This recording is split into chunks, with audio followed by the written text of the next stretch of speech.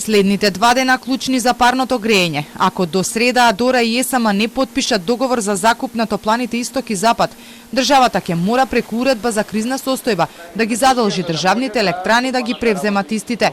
Иако пред самиот старт на новата грејна сезона има низа проблеми.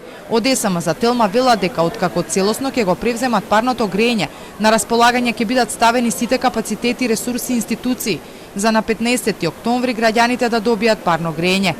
Од Адора, во чија собственост се овие две топлани, прифаќаат договор за закуп, но само ако на компанијата и бидат исплатени сите обврски направени по основ на закуп и амортизација. Станува збор за досегашните обврски направени по основ на закуп и амортизација што иследуваат на Адора според закон, а кои ги утврдува Регулаторната комисија за енергетика. Во спротивно надлежните институции може да ги употребат членовите 6 и 33 од Законот за енергетика и Законот за управување со кризи кои ги имаат на располагање. Од Адора инженери потенцира дека нема да бидат пречка, ниту ќе бидат алиби за неблаговремено производство на топлинска енергија во градот Скопје.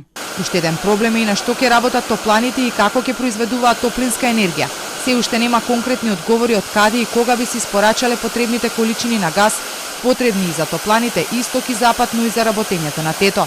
Од ЕСМ појаснуваат дека како замена за гасот и мазутот се разгледува и опцијата тие да работат на дизел гориво. Објаснуваат дека подостапен од гасот, а во однос на мазутот помалку загадува и е поевтин.